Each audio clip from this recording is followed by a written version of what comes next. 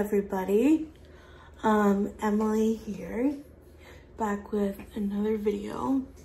I decided to sit in front of my mom's plants as a little backdrop. But anyways, today we're going to be talking about disability pride, because July is Disability Pride Month. And according to Wikipedia, and I know that's not the most reliable source, but I'm giving my opinion. I'm not citing a college essay or even high school essay. But according to Wikipedia, disability pride is the idea that people with disabilities should be proud of their disabled identity. Now, I agree with that. I think it's great. However, I don't think that disability is my identity. It's not the only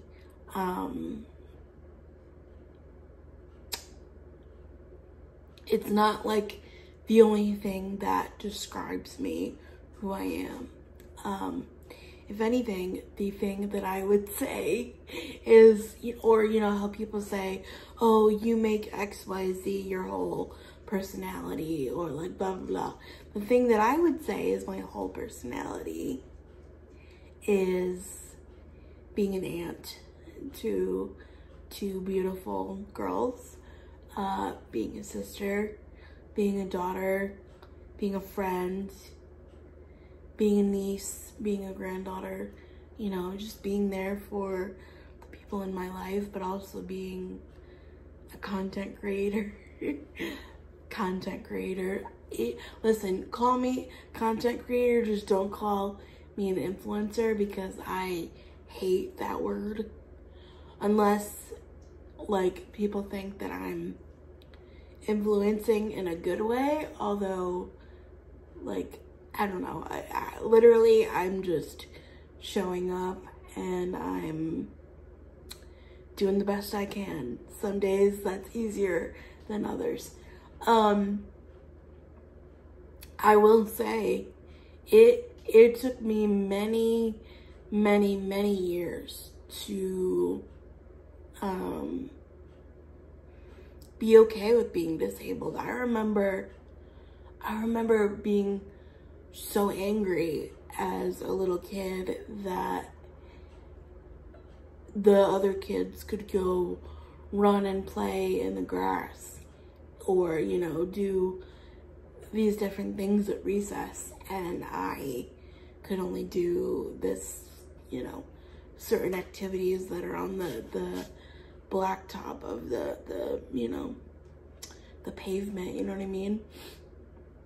And I remember one time there was like a separation between the pavement and stuff, and I remember my little caster wheel got stuck, and I actually went forward, and my aide and the two teachers that were on recess that day came running, and I was like, what's happening? And because I thought nothing of it, I was just with my friends, but yeah, it took me a long time to be like okay that like I didn't, I wasn't able to do the same things as my friends who didn't have physical struggles. See, I've even started to change the way I think a little bit, because I used to say, oh, disabled people versus non-disabled people, or people with disabilities versus people who don't have disabilities. I use the two like interchangeably, or like, it just depends on the situation. But then I'm starting to think about like, wait, I know that I struggle with anxiety all the time. And I know that other people struggle with anxiety all the time.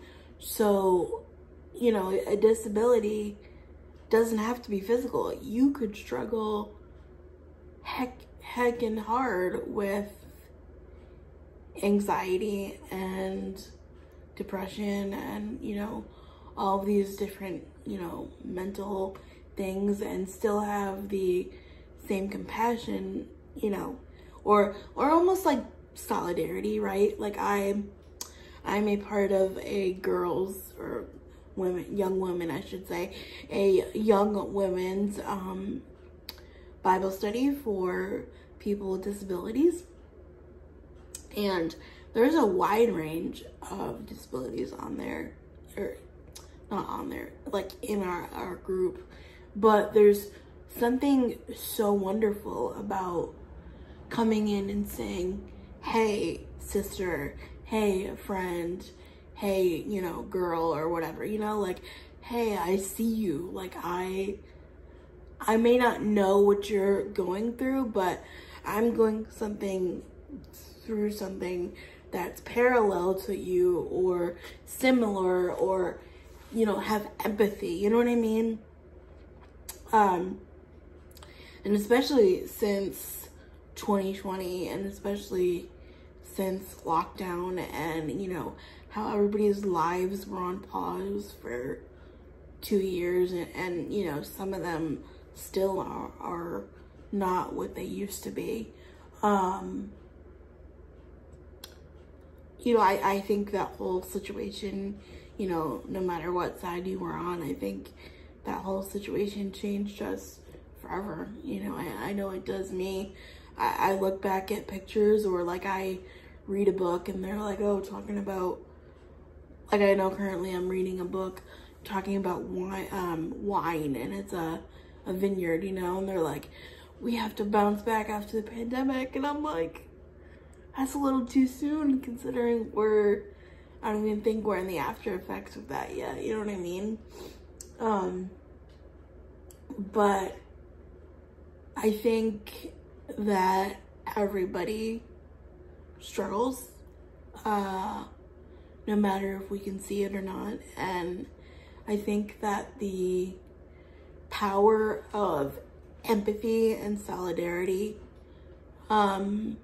is something that I would say is a part of my identity. I wouldn't say that CP is a part of my identity. However, it does affect everything that I do, from the moment I get up to the moment I go to bed in the night, and then often throughout the night as well. And if you've followed me for any length of time, you know that I have had a rough year. And we're 7 months into the year, and there's so many things that have happened that I was not expecting to happen. But just as far as disability wise, like, I had a surgery that was supposed to be a normal surgery, and then afterwards I end up in the ER for hours, and they can't figure it out, and I'm weak, and I need, before I had one person get me into bed, and then now I need 4 just to get me into the little gurney, and then they can't figure me out. And that was a whole thing that I've never experienced in my entire life. It was always like, oh, well, this is this, and this is that, you know. I've never experienced, well, we don't know what's wrong with you, you know. And even now that I'm back to my baseline, although currently I'm trying to get stronger than what I was, you know. But even though I am out of the woods, and I'm out of, like, you know, being sick in the hospital, we still don't know what happened. Sometimes things just happen, you know. But even like the hospital isn't really that like disabled friendly, you know? So I think that, you know, advocating for yourself and advocating for what you need, whether it's being able to like tell somebody who's caregiving for you to like be like, hey, this is how like I need to do it, and this is how this works, and this is what we normally do. Or being like, hey, I need help with XYZ, could you help me do that? You know what I mean? I think that's what I've learned most through this year. I think last year I said that I was like out and like able to do like, you know, Zumba classes in my chair. And I don't think I mentioned Peloton last year because I had just been like a month in, but you know, this year I'm able to do Peloton classes adaptively, you know, and I adapt them to my needs. But more now, it's about this year. Honestly, it's a crash course on how to live as a disabled adult with a lifelong disability. I'm getting a CPAP machine soon because of neuromuscular issues in my chest, which came to light after that hospitalization, you know, and, you know, I recently turned 26, and I had to sign papers and file papers to be able to stay on my mom's insurance. And one of those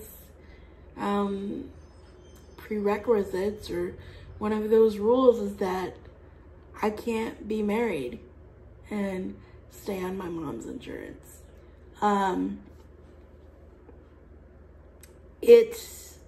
Honestly, that was a slap in the face. That was, and you know, you could say what you want, like, oh, you're getting, you know, help from your parents and you still live with your parents. And let me tell you, I have therapy in about an hour or so.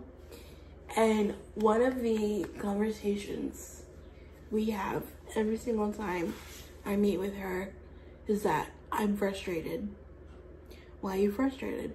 I'm frustrated because it's me being a 20-year-old person, female, you know, whatever, girl, whatever you want to call it, 20-year-old person, 20-something-year-old person, living at home, still wanting to, you know, hang out with my friends and grab coffee and, you know, do Zoom meetings, but we gotta schedule around this time and, you know, blah, blah, blah, blah, blah. And, but also wanting that independence, you know what I mean? So it's very hard, you know, and it's not easy to ask for help, you know, because most people my age, if they get in a fight with their parents, they could just say, F off, I'm going, you know, getting in my car and going around the block and cooling off. You know what I mean? Like, I can't do that.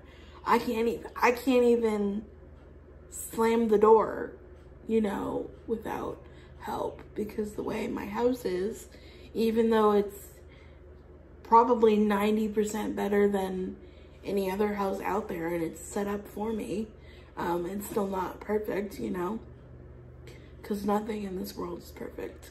But I would say, yeah, this year is about how to advocate being an adult. Because even when I was hospitalized, like, I could not have my mom with me at night. Like, she was there from probably when visiting hours started at what, 6 a.m., 7 a.m. to 8:30, and then boom, once lights were out, she was gone. Which, I mean, she was like there via phone and whatever, and If I was there probably any longer than I would have been, she probably would have gotten a hotel or something. But that was a huge wake-up call for me. And honestly, I was still very upset that she could not stay. But that was their rules. And honestly, I'm learning that, you know, when you get older, like you say, oh, the ADA rules are this, but some places that doesn't apply, you know? And how sad, how scary, and how sad is that these people who came before me, who literally inched up the Capitol steps to make sure that there was IEP plans for kids and people who needed them, that there was accessible bathrooms, that, you know, hotels needed to be XYZ, that all of these people did all this work. And sometimes there's, you know, situations where we still get denied, you know? And I think of people who are older than me, who, you know, didn't live their life with the ADA. The ADA came out in July. Alexa, when was the Americans with Disabilities Act founded? According to an Alexa Answers contributor, the Americans with Disabilities Act, ADA, was passed and signed into law by President George H.W. Bush on July 26, 1990. Yeah, so I was born in 1997. So my entire life, I am very lucky and very blessed that I have the ADA on my side, and my entire life has been covered under the ADA. Granted, I think there's a lot of work that needs to be done. A lot of work. Like, I would love to be able to travel with ease. You know, I'd love to be able to do that. But I'm very thankful. And yeah, this year, with July being Disability Pride Month, it's all about learning how to advocate for yourself and learning how to be a disabled adult. Because, you know, as much as I talked about the solidarity with my friends, their day-to-day lives are different than mine. Cerebral palsy affects them differently. Anxiety affects them differently. There's different disabilities that people use wheelchairs for. Just, you know, so many things.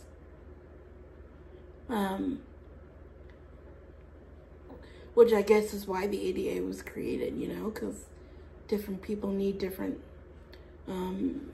accommodations and stuff. But hopefully there'll be a day that we won't have to fight for accessibility and it'll just be the norm. But until then, I'm ready to fight like Judy Heumann did for us. And I'm ready to continue the groundwork that she laid, even if it's just to my 1,300 of you that watch this YouTube channel. That's something that I am changing about the world, you know what I mean? And I would never say that I am nearly as qualified as Judy Heumann was. She was often called the mother of the ADA. She was a person who participated in a disabled sit-in, and she was one of the people who, you know, was at the Capitol during all of that time when the ADA was passed, and you know, I don't think I will ever be brave enough to do what she did and to speak eloquently in front of hundreds of thousands of people. But I can make change in my area, and I have, and I'll continue. And I think that that's what's so great about Disability Pride Month, is that yes, we're recognized, and it's great for people with all kinds of disabilities, intellectual, physical, mental health, you know, all of that stuff.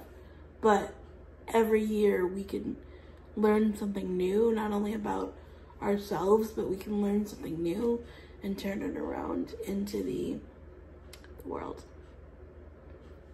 So, happy Disability Pride Month, everybody. Love you all. And thank you for listening, and I will see you in my next video. Hey guys, Emily here, editing Emily here, and I was putting this video together, and one, I forgot to mention that Judy Heumann has passed away. So like I was saying, continuing the work that she has done, she did so much for us, and to honor her memory, obviously we should continue.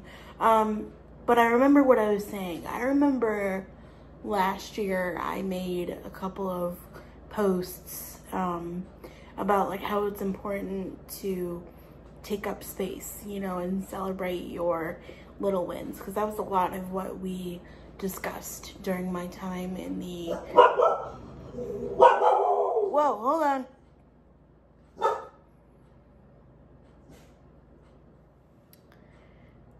That was a lot of what we discussed in my time in the Boundless Babe Society program, which is true, because, you know, we all deserve to have the same seat at the table. You and I bring different things to the table.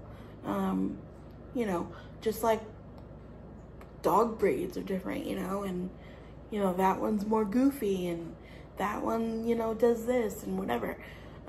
Just like, you know, personalities are different. Like, some people are, you know, strong and will push you over until they get what they want, and some people are like passive aggressive, and you know what I mean? So everybody has something different to bring to the table. Everybody has something of value, right? Step number one. I think I got that down pretty well, honestly. Really truly do, which is great. However, now once we have that, we've got to learn to advocate, right? Because there's no sense in having a seat at the table if, whoa, once I roll to the table, like, hey, I can't reach this, or I need this sort of medical device, or I need to see this medical professional, or, you know, this way of care works best for me, right? So again, going back to advocating for yourself, I think that comes in two parts. One, pulling it out of yourself that you deserve to be everywhere else, that everybody is, point blank, but then you also, to be successful, like, need to advocate for yourself, you know what I mean? Because I'll be honest, like, when I was not in the hospital, the bed didn't fit me. Not because it wasn't great and I couldn't put my feet up and down, blah, blah, blah, but it didn't fit me because I was too short for it. I'm only like 4'6", you know? So it was like hurting my legs because it wasn't bending where my legs were. And so we advocated to leave. I met with the physical therapist. There was nothing else they could do medically, you know? And so we advocated to leave, because once you throw disability in there, it's not like, oh, this is just something that's wrong with you medically. It's like, well, it could be this, it could be this, because I deal with this, I deal with that, da da da da da, you know? So yeah, advocate for yourself. That is the one thing that I learned this year that was different from last year, or that piggybacks on top of last year. Okay, hope that makes a lot more sense now.